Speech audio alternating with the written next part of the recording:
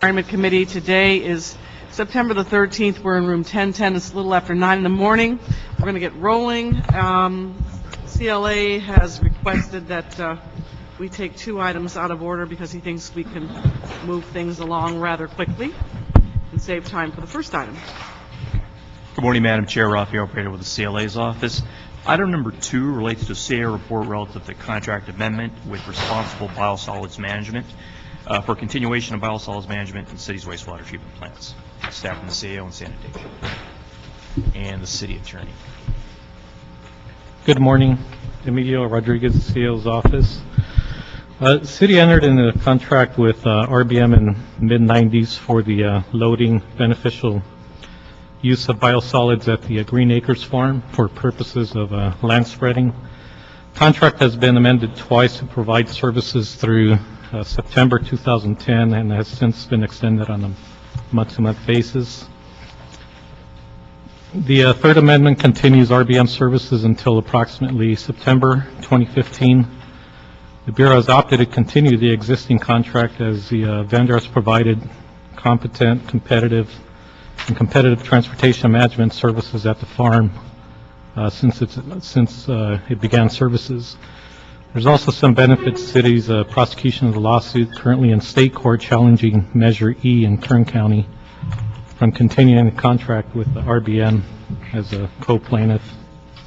Cost of the ceiling is increased by $24.6 million from a cumulative contract amount of $109 million. Funding is provided by the Sewer Construction Maintenance Fund.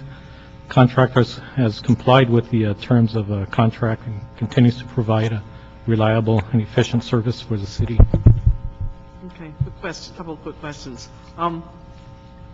Your report notes that the majority of the biosolids are used for land application in Kern County, and the city does maintain some alternatives, including composting and the tire project. Would you just give us a synopsis of these alternatives and percentage or amount of biosolids that they are capable of handling? In terms of the city stream, yes, the majority goes to for land spreading at Green Acres Farm. The tire project has capacity, and sanitation may have to correct me on this, just over 100 wet tons per day. It's currently on a pilot permit. Composting, RBM has capacity to do that through the contract negotiation, although I'm not sure what percentage they're actually performing at this time. There is some composting being done on a limited basis at other locations as well through a secondary contractor, but the majority does go through land spreading, which is the most efficient in terms of beneficial reuse for biosolids. If the city was ever prevented from using the Green Acres site, what would the Bureau be able to do as a fallback position to process biosolids generated by its own treatment plants? Again, if land spreading remains an option in other areas, it would likely entail trucking, transportation over longer distances, possibly out of state, Arizona being one of them. We'd have to look at increased opportunities for composting. There's also the possibility of just doing landfill disposal, which doesn't really benefit the city's Renew LA and green objectives. What about the terms of, and just lastly, the terms and costs in this contract extension? Are they in conformance with the previous terms of the contract, or are there any substantial differences? They're pretty much the same. The cost remains competitive in terms of comparison to other contractors. They remain the lowest cost option. From that perspective, it really made sense to continue this through, at least through the next 2 or 3 years until at least through 2015, until we get a better sense of where the situation with regard to Measure E is going. Yeah, thank you very much. Who else in the state is doing this? Anybody doing this, what we're doing? Green Acres? Not to my knowledge. Mark Starr, Bureau of Sanitation, Hyperion Treatment Plant. We are one of the few agencies that actually own a property in land apply. But as far as land application goes, it's a very common beneficial reuse of biosolids as well as composting. So this is, we're the largest one in the state? This 600? We are one of the largest. One of the largest. But, and how are we doing with Kern County and the people of Kern County? Have we resolved our differences? How are we doing with the people of Kern County? Ted Jordan, Assistant City Attorney. We are still engaged in our litigation right now in the case challenging Measure E. We have obtained a preliminary injunction.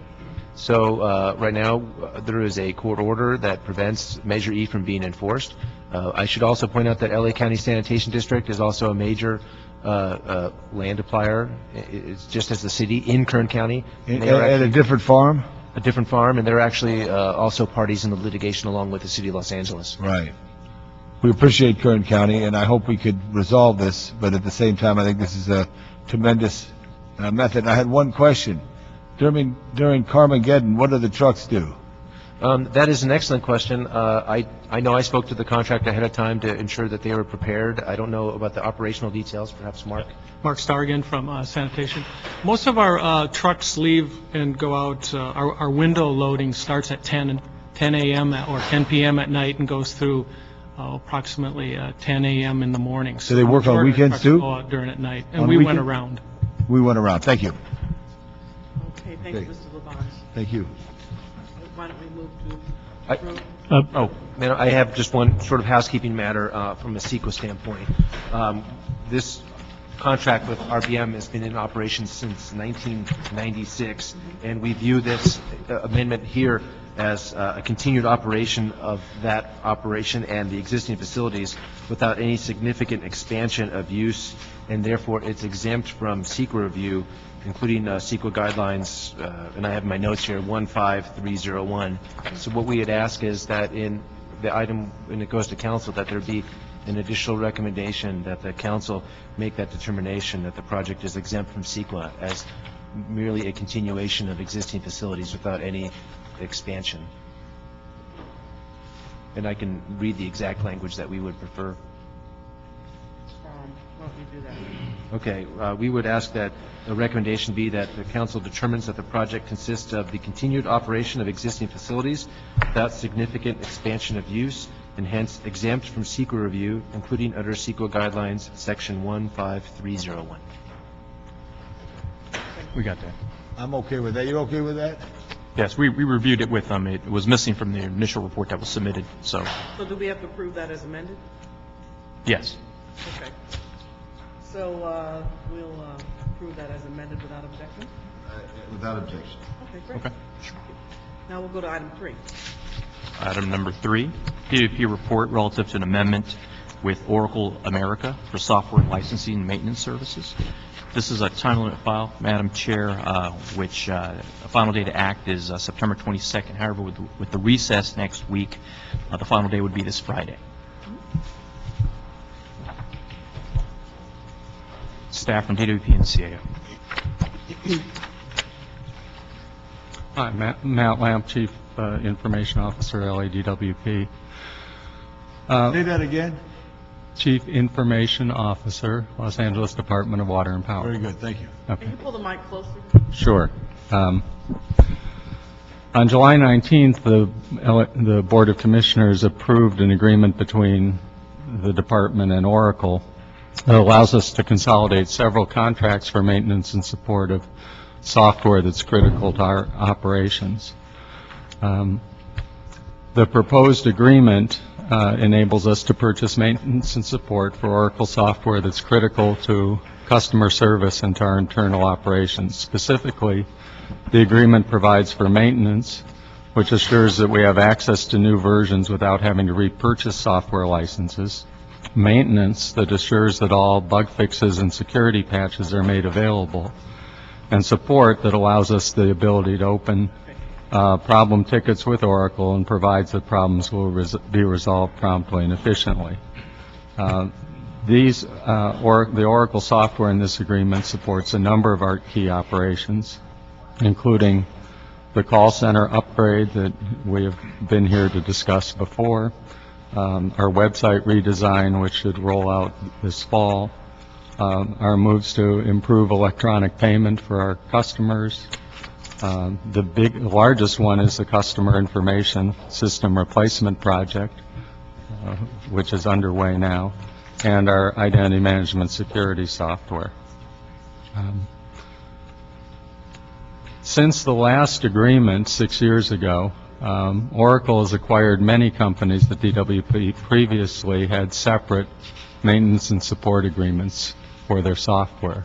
So examples include Siebel for customer relationship management, Sun for our enterprise service bus integration software, and there are many, many others. I think there are 8 or 9 companies that Oracle acquired that we had previously acquired software to support our operations.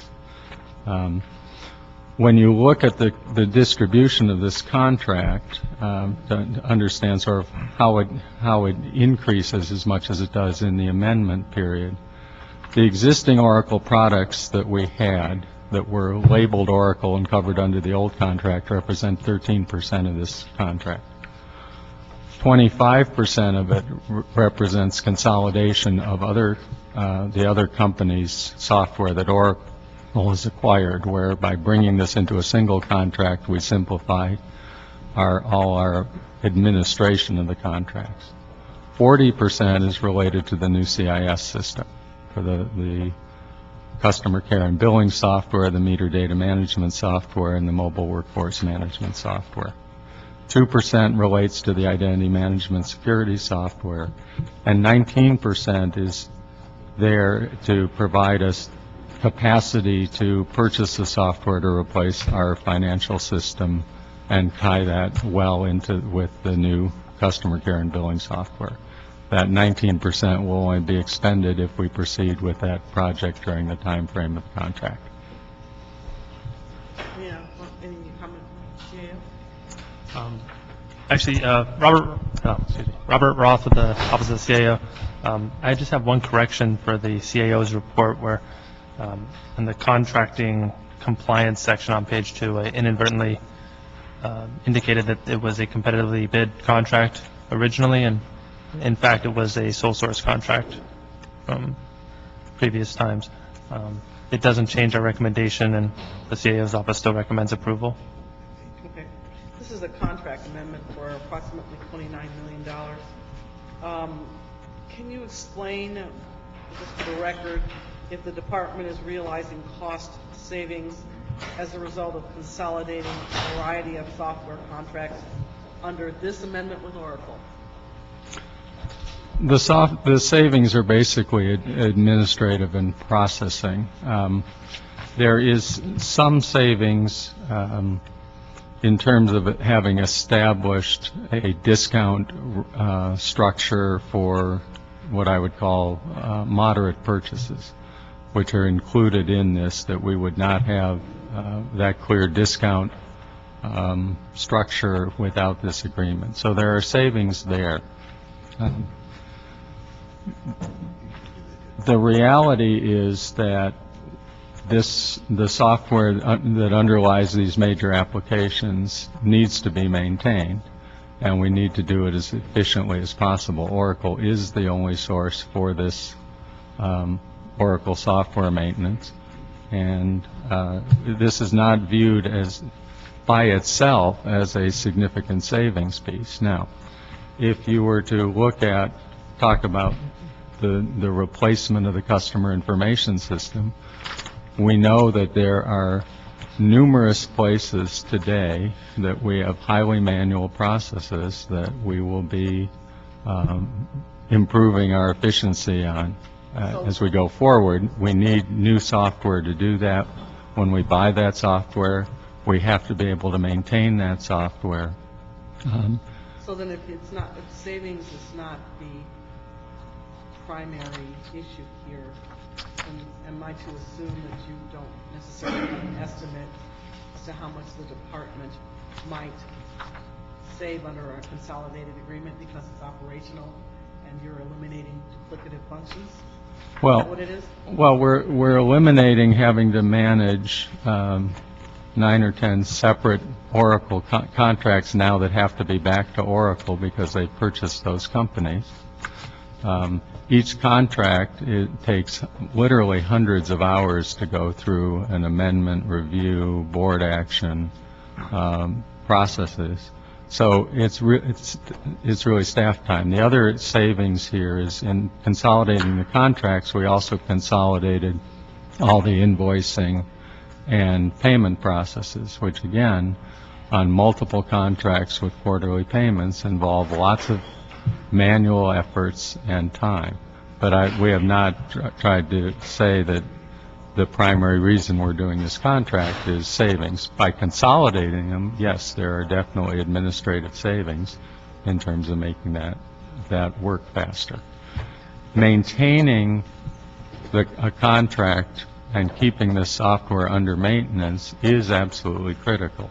In the CIS procurement, for example, we negotiated a very unusual provision that dropped our maintenance charges from 22% to 18% on that software. The savings associated with that is over the expected life of that software is about $25 million. If I don't keep the software under maintenance and have to look at repurchasing that software, we lose both that long-term savings and face a tremendous expense if we ever need to upgrade the software, and we are sure we will. We do not want to end up in the position we are today, where we're trying to manage the customer information and billing for 1.6 million electric accounts and 600,000 water accounts on software that was basically written in 1974, that has numerous issues with it. There's a litany of problems. We've talked about those at various times before when Mr. Chen was here about some of the issues that he has in customer service because of the structure and the coding of that now 37-year-old system. We cannot afford to be in that position going forward. Assuming this gets approved, when will the department have it up and running? I'm sorry? When will it be up and running? Oh, the new CIS? The new CIS is scheduled to go live in a window between Thanksgiving and President's Day, Thanksgiving 2012, President's Day 2013. Your board has approved this? Yes, they have. And they've reviewed it? Yes. Was it unanimous? I believe so. Okay, and you're ahead of all IT for water and power. Correct. So this is important for your not only reliability of the water and the reliability of electricity, the quality of the water, but to be able to function as a large organization with over 1 million electrical accounts and over 600,000 water accounts. Absolutely.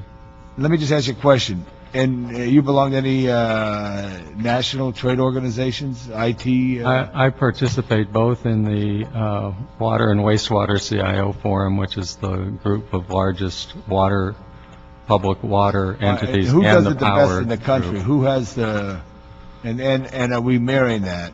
That's the one thing I want you to do. I would recommend we approve this, Madam Chair, but also ask as a friendly amendment that they review with agencies throughout the country just to make sure we're on the right track. Because sometimes we get stuck on something and maybe somebody else has a new plan or a new way, But I know this is a commitment that you need. We do that. I just want that oversight Yeah. to look at that. Okay, thank you. All right. It's a friendly amendment, Mr. Yeah, CAO. we'll approve that as Look at amended, it, yeah. without objection. Thank you. Okay, thank you. All right, now let's go on over to item 1. Item number 1 relates to a CAO and Bureau of Sanitation report relative to the Clean Water Wastewater Program and rate request. This matter, Madam Chair, was continued from your August 2nd, 2011 meeting. And while you're coming up here, I wanted to say a few words.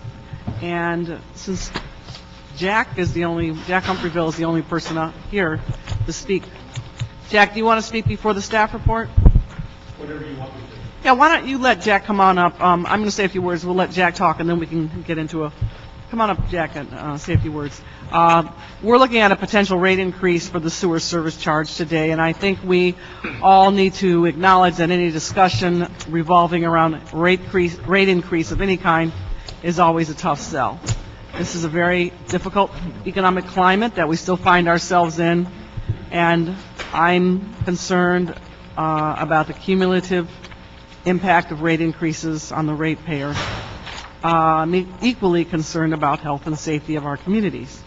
Now, sanitation has been really good, and they've come to the committee 4 times. They've been very forthcoming about the need for infrastructure improvements, to make minimum repairs, and to do maintenance to avoid breakdowns. I think we all know, certainly sanitation does, that health issues and the costs associated with those breakdowns are very detrimental to people's communities when it occurs. So I am personally struggling with the balance to, protect community health and our need to protect our ratepayers. So the question that I'm asking myself, is it obviously more efficient to perform regular maintenance in programs such as sewer rehab and sewer replacement rather than responding to emergency sewer spills? Now, if you conduct further analysis, logically, I would think the answer would be yes. Now, preventative maintenance is going to save us money in the long run.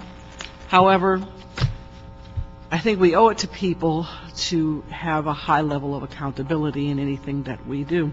I had an interesting conversation late last night with Mr. Nichols, and I expressed these concerns to him. And the reasons that I expressed these concerns to him is because we're on the pathway to putting the ratepayer advocate in place. I think that that will be helpful in providing us with objective analysis on rates. And this charge will go on DWP bills, and I did express concern that a customer might not be able to tell the difference, even though they all be on different pages. And I think DWP has done a better job in formatting the bill so that it is a lot more user-friendly. So I want to hear what people have to say today, because I think it's not just this decision that we make on this particular issue, it's what it opens the door to. And I try to be logical, try to be consistent in my actions. Now, DWP is knocking at the door for a rate increase too, even before we put the ratepayer advocate in place. And my response to them has been, we're moving expeditiously to get this RPA in place so that we can do what we promised to the voters. And so, while this may be analogous on some level, I think ultimately my concern is how we convey this to our customers and residents in a manner in which they can not only bear, if that's possible, but so that they can actually understand the difference.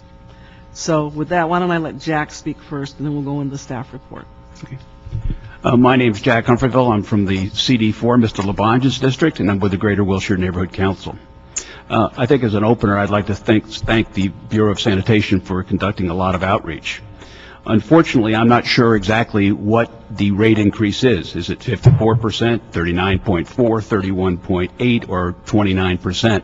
Looking at the details last night, I found inconsistent information between tables 2 and 9 that I couldn't justify. I think that before going ahead, we need much more financial information, both historical and projected. Income statements, balance sheets, sources and uses, normal types of things that you would use in basic financial analysis. I think we also need to get a better feel for whether the sewer department is efficient. It's a $500-600 million business with $3-4 billion of assets, with with over 1,000 people positions. I'm not sure how many are actually filled, which is a difference something I'd like to get a better feel on. I think also I'm not sure that I trust the Board of Public Works. They cost us $1 million a year between salary and staff and the 95 people. And with the 95 people there, it's about a $25 million ticket. There's no expertise on that board. It's a lot of lawyers. And quite frankly, I think the condition of our streets speak very definitively as to whether you can trust them or not. Our lunar cratered streets need billions and billions and billions of dollars worth of repairs, and where have they been? Sidewalks, sidewalks. Mr. Labange likes to talk about sidewalks from time to time, but those are sort of a mess. I think that we need a lot more civilian oversight here. As I mentioned, I don't trust the Board of Public Works. I think the MOU, like the DWP has with the neighborhood councils, is an excellent example. I think a ratepayer's advocate probably would not be untoward. Again, I'd like to thank the Bureau of Sanitation for outreaching everything, but, is this a one-time shot? Will you love us in the morning? I don't know. Thank you. Okay. For the record, Mr. Humphreyville's street was just repaved, and but it had nothing to do with Mr. Humphreyville. It had all to do with its schedule by the Department of Public Works. I wish I could say for all our streets it could be that way. We even got some speed bumps, too. Right, that's right. Thank you. Thanks. Make sure you do your petition. Okay, thank you, Mr. Humphreyville. So why don't we take some staff input, and then Mr. Labange and I will Super. Take it around. take it around. Thank you. Good morning, Madam Chair. Good morning, Councilmember Labange. Welcome to your first E-Square meeting. We're going to look at the record. I think Mr. Humphreyville's lateral sewer, or I should say local sewer, was just cleaned as well very recently. But that didn't have anything to do with what he contributed to that. It just had regular maintenance. But we take your comments with all the seriousness that this issue warrants. Madam Chair, the notion of a rate increase at a time like this, of course, is one that requires all the deliberation that you have given the issue. This being our fourth hearing before you, as you noted in your opening remarks. And in our previous hearing, the committee had asked us to do a number of things, including the consideration and more detailed analysis of some of the proposed scenarios, specifically the 10-year scenario in contrast to the 5-year scenario. You have those two alternative proposals. We have refined our 10-year scenario with the goal of lowering the annual increase and the overall cost to the ratepayers. The 10-year scenario has a lower starting point at 4.5% and a lower ending point of 6.5%. You had also asked us to make a clear distinction between the operations and maintenance part of our program and the capital construction part of the clean water program. There was some discussion as to where of those two were we the farthest behind and being able to catch up or stay on course. And we've done that in the report that we submitted to you. We've compiled letters of support that you had asked us to be able to present in one compilation. Those are also in the report. I had said earlier that we were humbled by the fact that we had a diverse group of entities and organizations that showed us their support in writing for our plan. And, we have been as transparent as we can possibly be, speaking of all of the costs that are associated, the services that are provided, and what every dollar pays for. We have done over 55 community presentations, taking the feedback, good or bad, generally has been good in terms of what we have received from our customers and our stakeholders. And at this point, we'd like to explore more of the details that we have presented in our report. Is anybody else? Emilio Rodriguez, CAO.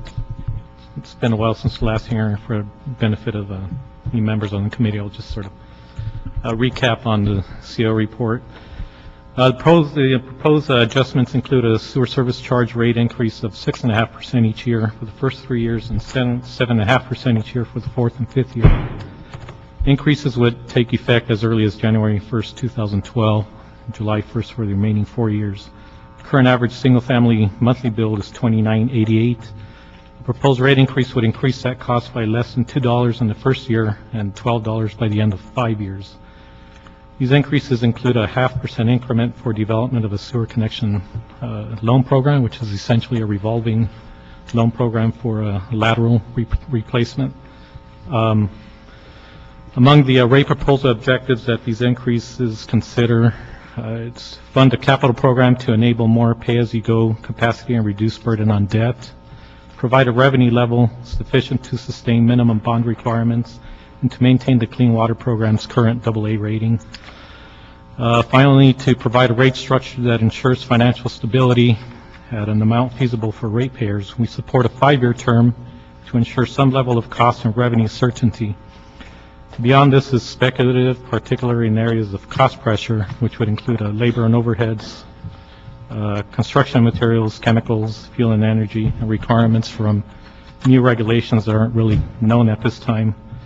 In terms of how the proposed rate increases compare to medians, the current regional median is 6.4%.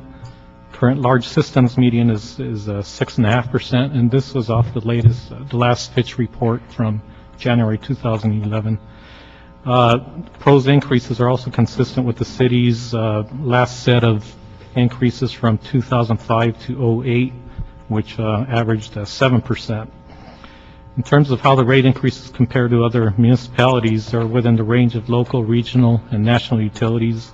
Just to give a few examples of local areas, Long Beach is at $33, Glendale $33.70. On the high range is Santa Monica at $39.90. Comparison to larger municipalities nationwide, Boston is $49.44, Seattle $88.90, San Francisco $76.21. On the lower end, we have Chicago at $29.10. Approval of the fees and recommendations of the CO report would bring in about $582 million in additional revenues. Among other recommendations to minimize cost burden and manage future rate increases, we're also proposing elimination of 25 vacancies funded out of the SCM fund. This would free up about $3 million to augment the capital program. A couple of questions that were raised at the last committee that we're in a direct position to answer were one by you, Madam President. How many employees are transferred from the general fund to the sewer construction maintenance fund? How many were for layoff avoidance? Vacancies in the clean water program are filled through the managed hiring process largely on the basis of a critical need and capacity to fund. Sanitation's clean water program includes just over 1,200 employment authorities. A total of 71 city employees are transferred from various general fund departments to the clean water program over the last 3 fiscal years. That's about 6% of the clean water authorities. Of those, 13 were directly related to layoff avoidance. Second question was brought up by a council member, Alarcon. Why increase rates but concurrently reduce staff? Again, we're recommending the deletion of 25 vacancies. These are vacant funded positions and non-critical functions, clean water program. We're not really looking at any line positions at this time. In the past 3 years, approximately 200 SCM positions have been deleted from the budget. The majority of those were actually more line related in operations, estimate about 65%. The focus of additional reductions would be in administrative and professional classifications such as analysts, clerical staff, possibly engineers. Currently, there are over 100 vacant funded positions in SCM. It's our opinion that the number can be further reduced with management flexibility maintained without impact to the operation and maintenance of critical wastewater infrastructure, largely as a result of streamlining within the Bureau of technology improvements done over the past few years, which have necessitated less staffing of physical positions. Do you have projections on what staff reductions and budget reductions you're going to take for this fiscal year? No, that's actually a process that we're just getting underway on with regard to the 13-14 budget. We'd expect to formulate more recommendations on that in the coming months. Do you have any figures on how much additional revenue this rate increase is expected to generate and where the net new revenue will be directed or used to fund? Well, the total new revenue would be $582 million, and it's going to directly fund the aging infrastructure. It's roughly 50% in the treatment plant projects and 50% in the sewer collection, the pipes, roughly. Pipe 50, treatment plant 50. Yes, roughly 50/50. Okay. So major points to be addressed in the rate increase are basically to finish the consent decree requirements. We still have about $117 million needed to comply, which includes a 60-mile sewer rehab program, air treatment facilities, and some continuing planning inspection and sewer cleaning. So let me ask you a question on the pipe portion. What's your work program on that? How do you derive what you prioritize in terms of rehab or renovation of pipes or replacement of pipes? Yes, Madam Chair, we, at this juncture, as the CIO indicated, we have the 60 miles of sewer that must be done as part of a collection settlement agreement, so that's the highest priority. Compliance is the first priority. Beyond that, the technical criteria obviously includes age, it includes actual state of the pipe, and propensity for the highest risk in terms of where to have a collapse or a failure. Let me ask you something. Do you already know where the locations are for the highest risk or the propensity for prolapse or failure are located?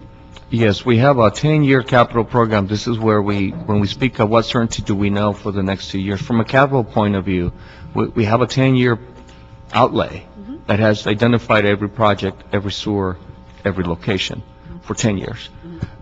There is, for example, if you went out in various council districts, put aside the compliance issue, because Yes. that's something that has to be done, it's a non-negotiable. You take the factors of age Yes.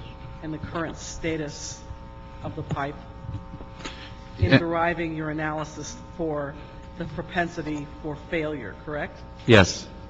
So have you done that by a district-by-district basis so you could actually convey to residents and ratepayers, we are of the, now, we have a Right. conclusion that, you've got X amount of mileage in your district that is, at grade F or however you define it, so that people could better understand how they rank within the context of the entire city and how much at risk their own infrastructure is in their immediate neighborhood.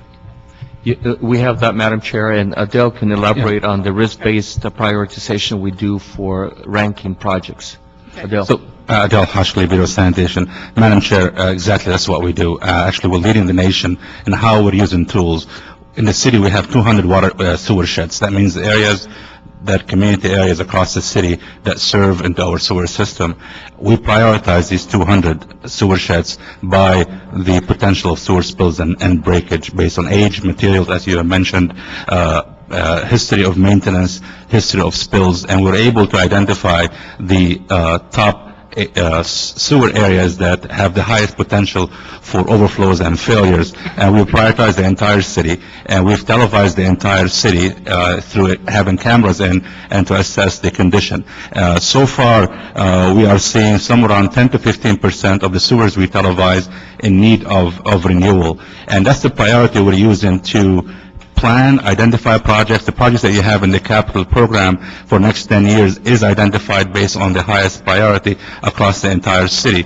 And I think it's an example that EPA has used as a model, the entire country has used as a model of how to plan and focus on the sewers that are in need of the highest investment. And the 10-year capital improvement that we have before you reflect that priority. Okay. Just a quick correction to a CO report. In the last statement, final statement of a report, we had made a comment regarding the offset impact of the permanent workforce reduction of 25 positions. Quoted the rising cost of labor as between 13 and 15% during the period of proposed increases. That's actually the cost on an annual basis.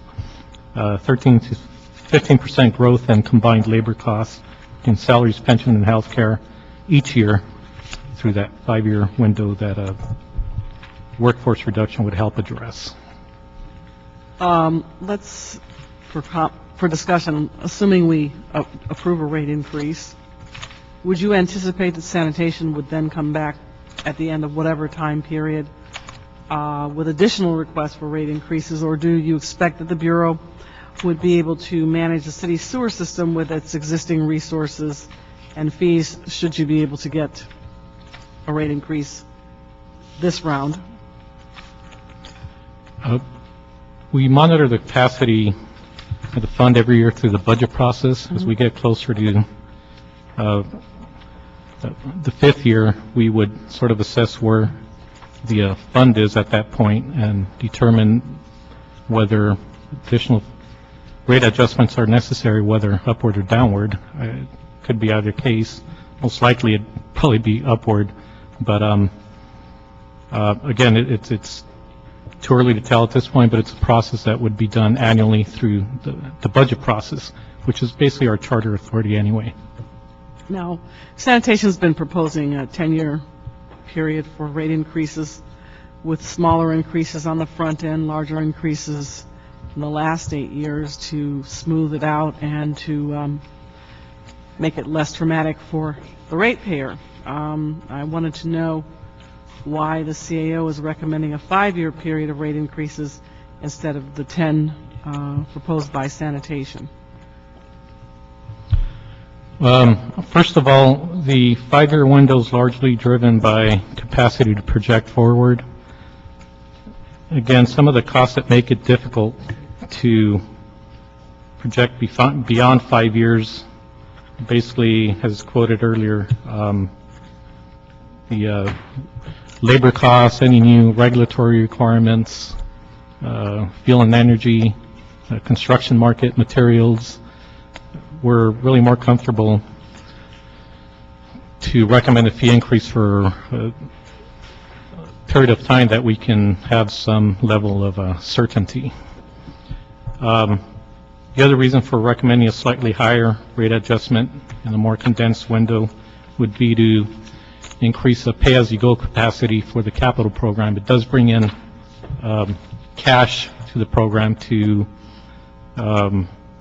help reduce burden on issuing more debt bond. Currently, the capital program is highly leveraged. There's really more debt going into it than cash by a factor. I think it's just over 60% debt funded.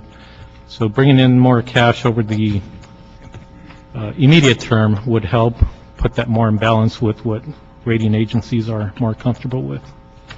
Well, if there's this uncertainty about forecasting beyond 5 years, wouldn't that argue for approving a rate increase over a period of 10 years, and then maybe having a reopener or a reconsideration at a 2-year mark, which is when the bump up from the reasonably low increase goes to a higher level? Okay. That's always a possibility, Madam Chair. What is this? You're the CAO, right?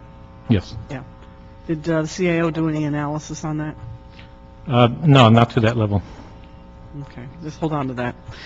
Any difference in the level of job creation between going with a 5-year plan and a 10-year plan? Yes, that was actually addressed in the Bureau of Sanitation's report. Yeah, there is a difference. A 10-year plan, we can put our finger on 1,000 more jobs on the 5-year plan. Generally speaking, we use a template of 6 jobs created for every $1 million invested. And so we're looking here at a potential creation of a total of, help me with the jobs number, Lisa. 10,000 jobs, Enrique. 10,000 jobs. 10,000 jobs created in the 10-year plan, in the construction program. Mr. Corrines also joined us. Mr. Laban. Thank you. There's 27 cities, I believe, or districts that have contracts with the City of Los Angeles Sanitation to treat their sewage. That's correct. Whatever effect on our rate increase, how do we handle that with their contracts? Lisa Mowry, Acting Chief Financial Officer for Bureau of Sanitation. The contract agencies pay every year based on their actual costs. So it's a little different than the way we spread the cost among our City of LA ratepayers. So as our costs go up, the contract agency bills go up. For instance, in this year, as our construction program has shrunk, we're getting less money from the contract agencies than we would otherwise if we had a larger. And who overlooks that? Has that been audited at all, or either question on both sides? Sure. The Bureau of Sanitation Financial Management Division manages those contracts. They've got the right to be audited by the contract agencies. We can audit the numbers they give to us. And the whole contract agency billing is part of the annual audit of our sewer construction and maintenance fund. Okay. And let me ask you a question. If you do not use the city sewer system, do you pay for the sewer service charge? As a resident? Yeah, there's, how many homes in the city are not connected to the city sewer system? 86,000? That's right. They're part of the neighbor, in this case, County Sanitation District, as an example. Because of their location, they're But part in of the it. East San Fernando Valley, there's a number of homes, not just 5,000, but like 80,000 are not connected to this. Right. We're trying to clean up our water wells in the East San Fernando Valley. I know this is all connected. I know previous Councilman Mr. Wax was a very vocal person on this. What happens to those that don't? We are actually, as part of this proposal, we're offering a loan program for, low-interest loan program for homeowners that are on septic tanks to connect to the sewer system. And that's a way for us to, one, address the impact on the environment, but also to bring them into our system and have them pay into the fee. So we're providing a loan program. Though, to have everybody connected to the sewer system, if possible. That's correct. With the exception of some unique properties that may or may not have that. Access to the That's very sewer. important, and Paul's going to ask that question, very important to your district. And the other issue that I wanted to ask on this issue, the CEO, you said 2005 was the last rate increase? Yes, 05 through 08, it was a 5-year Right. adjustment. Yeah. And the one thing I think we don't do a good enough job anywhere in the city is what it costs are. I mean, I bought a gallon of milk yesterday, it was $4.26 or something like this. I used to buy it for $3.99, and it goes up. Gasoline, all these things go up. The LA Times used to be 10 cents. Now it's 75, I think. Is it 75? $1. $1. Now they can't give it away. All right, Mr. Krikorian, you get the editorial tomorrow. That's Mr. Krikorian there, Mr. Chandler. Okay. So everything goes up, yet we have to tell what our investment is. I look to the year 2013 where we celebrate the centennial of the aqueduct. Without water, we're not there. It's all about public safety, public health, public works, our public humanities, and our public education. You're very important, and some people don't know. And the one challenge, and I say this, Jan, we were at a lot of water project, the river supply conduit going through across the valley floor, through to Silver Lake, coming to connect. We're in the street, we're eyeing out the future steps of this with a number of people. Traffic's bumper to bumper because we actually closed the center of the street down, and a guy rolled down his window and he said, I want my neighborhood back, because we're doing all this infrastructure, but it is very impactful, as we know, but it's necessary. We're plus 100 years now, right around 100 years of a modern city, from the early 1920s. We really changed. 1915, Western Avenue was the western city limits. And so as this has grown, the investment is necessary there. But we have to, I think, show the people. People don't know when you flush the toilet where it goes. And what used to be, in my civic lifetime, a straight dump into the ocean and a 3-mile pipe. But then, in Mr. Bradley's time, the efforts in Dorothy Green, the late great Heal the Bay, transformation was made. But I think we have to educate the people.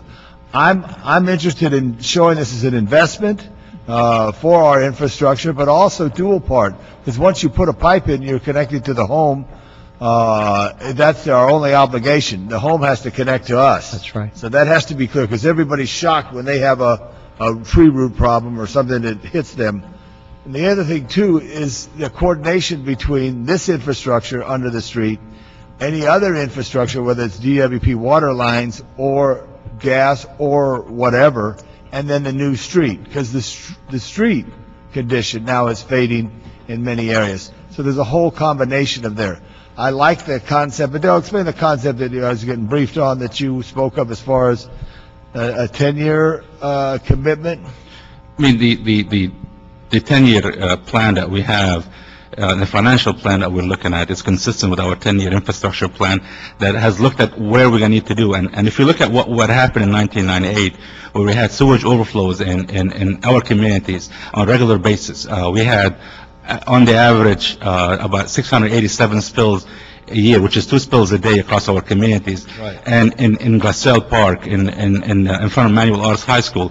And we invested a lot of resources to bring us back. Middle school. And it's a dignity, and it's something that we need to take care of. And the whole thing that we're saying, where the community that we've talked to, the neighborhood councils that we met with, the business groups such as VICA, the LA Business Chamber, and many others, CCA, that we need to take care of our infrastructure because it's essential to the business, it's essential to the communities, it's essential to the quality of life.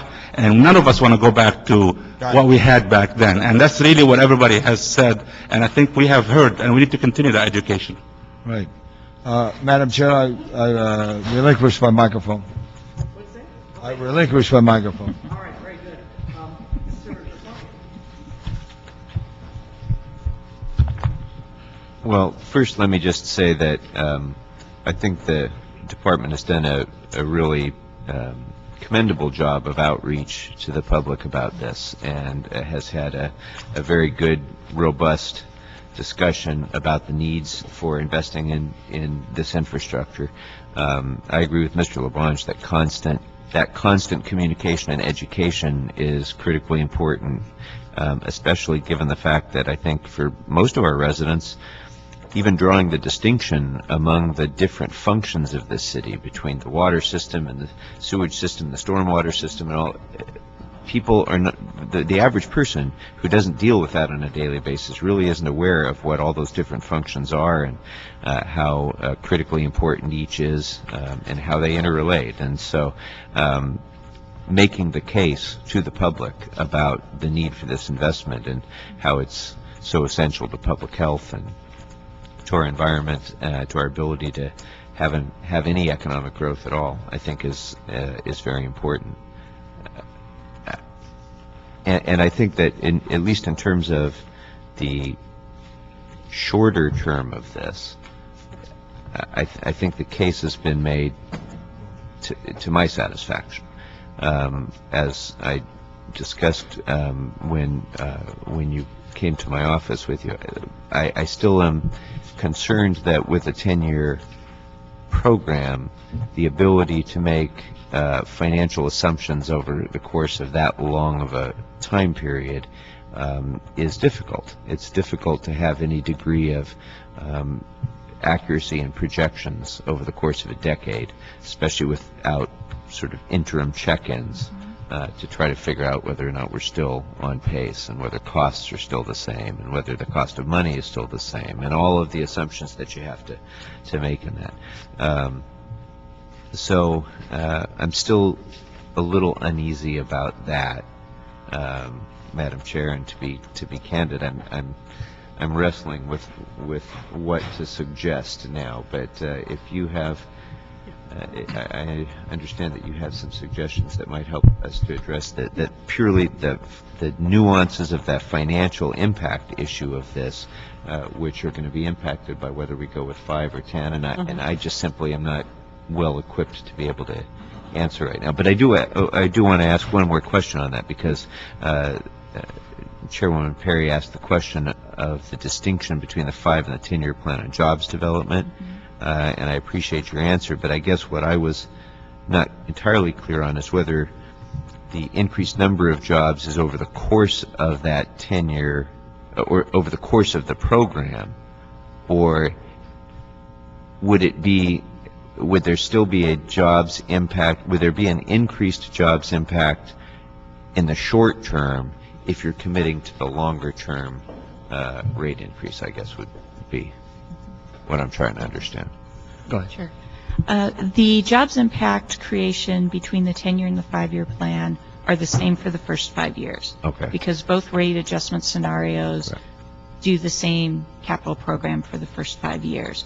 The 1,000 job difference that opens up between them occurs in the 10-year because we're able to do more work in years 6 through 10 because we know we're going to have the rates. So if we did 2 chunks of 5, presumably the rate, the job impact would be the same if the rate increase is the same over the course of that period of time. Right. It's not like you get additional jobs impact because of the predictability of knowing that there's 10 years of rate increases.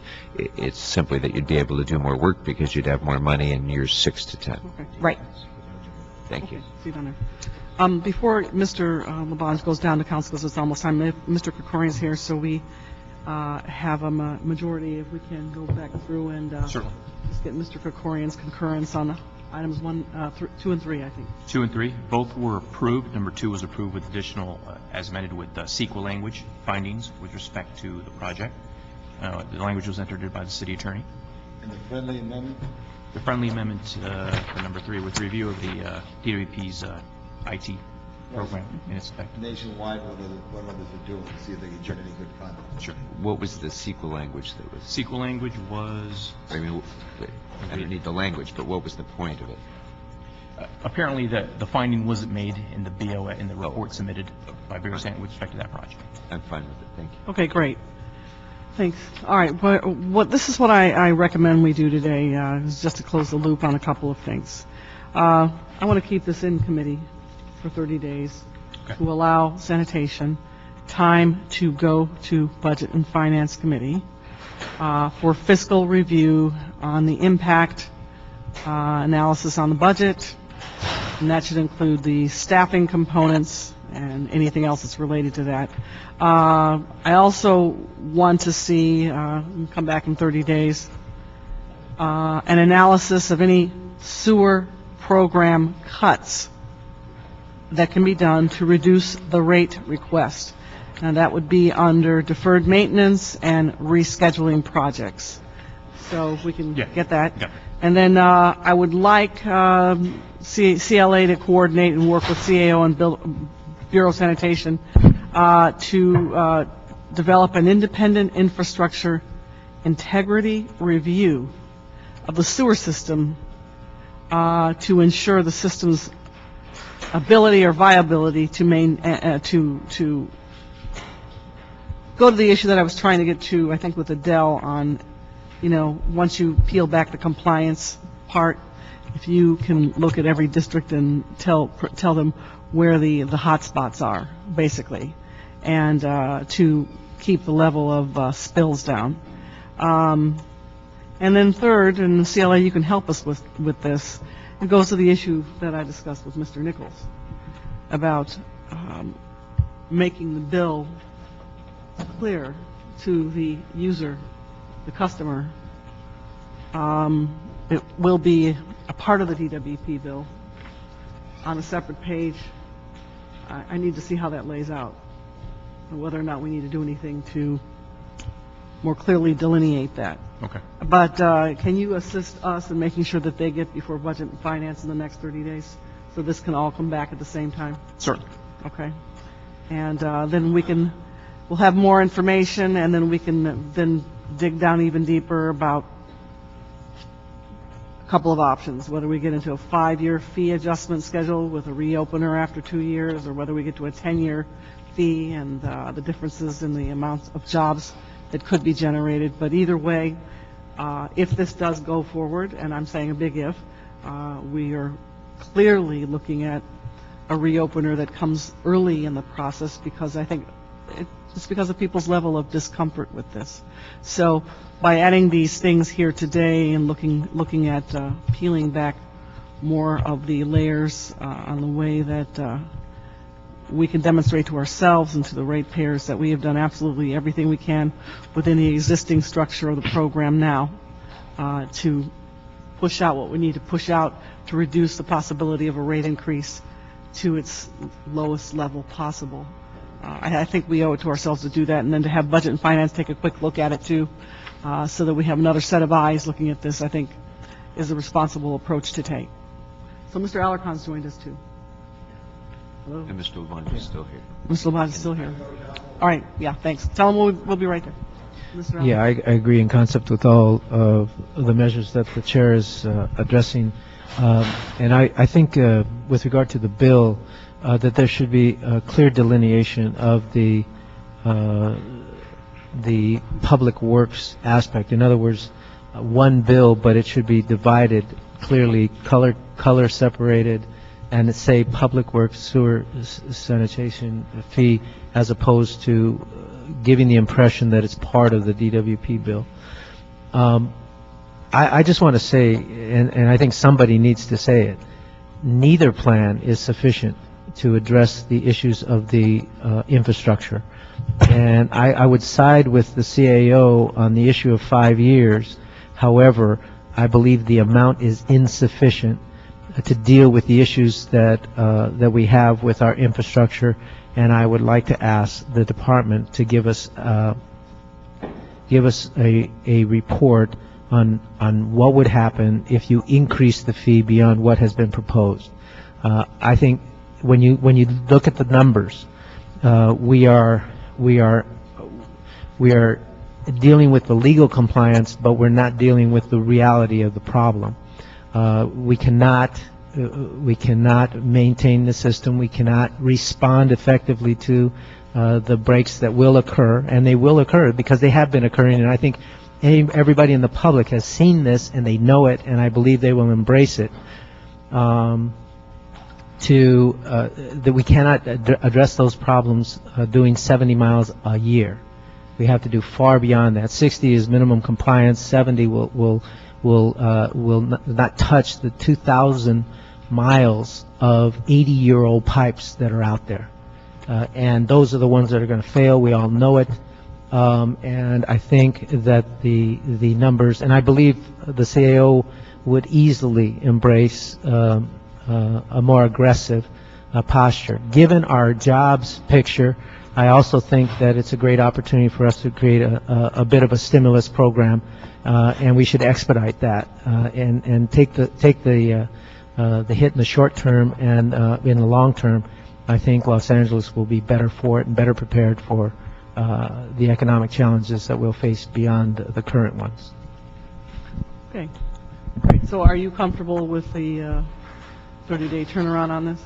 Oh yeah, I'm comfortable with all of your recommendations, with the exception that I would like to see a more aggressive proposal.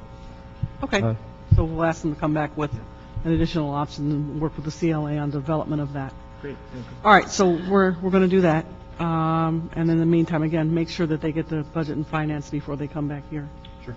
Okay. All right. Thank you, everybody, and I appreciate your patience. This is a very difficult problem. This is the end of the agenda. This marks the time for anybody who wishes to come forward to speak on items that are not on the agenda. This is a time to come forward to do so through public comment. Seeing that no one is coming forward, the meeting is adjourned. Thank you.